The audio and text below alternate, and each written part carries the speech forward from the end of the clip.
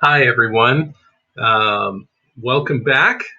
This week, we're going to cover a variety of renewal movements and look at the latter part of the 20th century and maybe begin to look at the 21st century as Christianity continues to grow and expand and shift. But one thing in particular we're going to look at pretty closely today is the charismatic renewal. Uh, the charismatic renewal was united by a shared experience, the baptism in the Holy Spirit. And also, it brought about the expression of a variety of spiritual gifts. There was a desire for a deepening deeper experience with God. And, we even see this in earlier Christian movements dating back from the Montanists to the Christian mystics of the medieval age. But it's an emphasis and a focus on orthopathy versus orthodoxy or orthopraxy. Orthopathy being a desire for a right heart and a right connection, an intimate connection with God. And there's three people in particular that were most prominent in helping to initiate the charismatic renewal. One of those is somebody named Demas Shakarian. I happened to write a biography of him. That was my PhD dissertation. But he helped establish and founded the Full Gospel Businessmen's Fellowship, which became an international network that helped create a vehicle or an agency through which charismatic renewal was vitally spread throughout the world in the 60s, 70s, and 80s.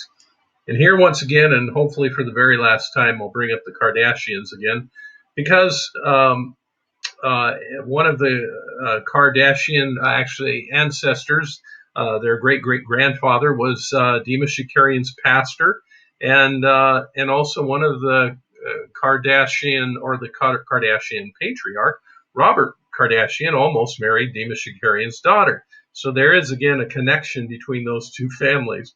But let's go to the two other people involved in charismatic renewal. David Duplessis was the ecumenist. He was the one that was trying to bridge the gaps between Pentecostal Christianity and all of the other denominations in the world. He became a spokesman for the Pentecostal movement. He was nicknamed Mr. Pentecost, and as such, he began to build bridges that helped allow the charismatic renewal to spread into virtually every Christian denomination in the world today. The third person, and this was the one really that began to spark this movement and make it a popular global phenomenon, that was Dennis Bennett. He was the rector or pastor of St. Mark's Episcopalian Church in Van Nuys, California, a very large Episcopalian church. And on April 8th, 1960, he announced that he had been baptized in the Holy Spirit. The Holy Spirit. He was immediately asked to resign, and but then he was reassigned to a new congregation at St. Luke's Episcopal Church in Seattle, where he thrived and where the charismatic movement began to rapidly spread to other groups. Um, but um, but in the 1960s, charismatic renewal began to spread rapidly. In Anglican churches, it spread globally, and you can see, for example, if you look at the number of Anglican churches in Africa, virtually all of them are charismatic or identify themselves as spirit-filled churches, making that the largest component of Anglican Christianity in the world. It spread in Lutheran and Presbyterian churches and Methodist churches in particular. It spread very rapidly through two seminaries. One of those was Asbury Seminary, which had a significant charismatic revival in 1970, and also through Oral Roberts University as it became a Methodist seminary in the 70s, 80s, and 90s, led by Jimmy Buskirk. Um, Baptist renewal also occurred. Leading people in the Baptist church included Pat Robertson, James Robeson, John Osteen, whose son Joel became the pastor after John died, and now it's the largest church in North America. And finally, this past year in 2016, finally, Southern Baptists finally agreed that speaking in tongues was a biblically acceptable practice. But in reality, that was because of pressure from their international affiliations with many of their missionaries and international churches already becoming very charismatic or neo-charismatic, certainly expressing spiritual gifts already, including speaking in tongues. Um, Catholic charismatic renewal began in 1967 in South Bend, Indiana, where Notre Dame University is, and also in Pittsburgh. But the movement was quickly blessed by Pope Paul VI and later by Pope John Paul II, and a leading proponent of this movement, Father Raniero Cantalamessa, has been an avid participant of charismatic renewal, and he's also been the official preacher to the papal household for the past 35 years, thus helping to spread this movement. Currently, there's somewhere between 130 and 200 plus million participants in Catholic charismatic renewal, making it the largest segment of Catholic or of charismatic renewal in the world. Some of the distinctives of Catholic charismatic theology: one, it always has encouraged people to remain within their own Christian tradition. They generally emphasize spirit baptism and charismata, but there have also been a variety of theological differences regarding how or when spirit baptism occurs.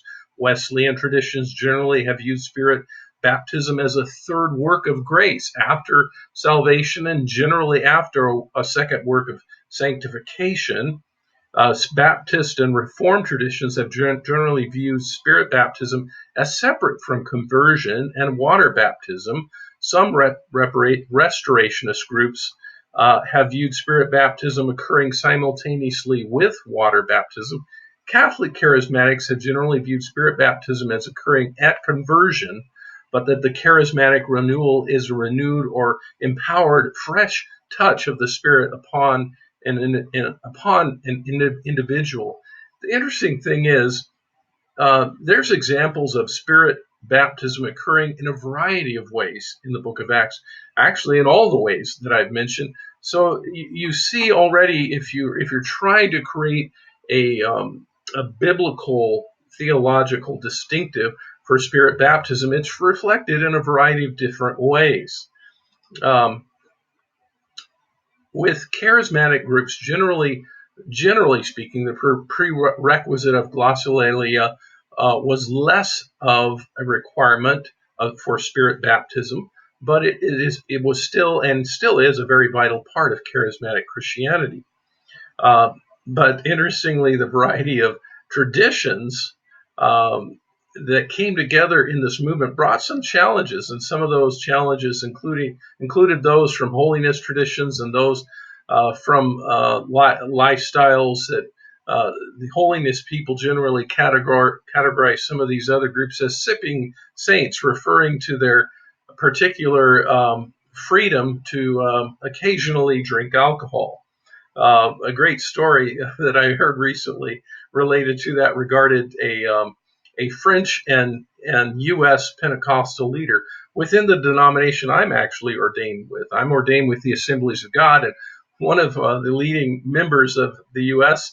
contingency went to meet the leader of his French counterpart, and they spent a week together, and finally at the end of the week, and by the way, French Pentecostals, if you know anything about European Christianity, European Christians generally don't have any reticence towards drinking alcohol or beer. Boy, we're running out of time, so we're going to have to make this two parts, so we'll continue in a minute. I'll continue my story in a minute. Thank you.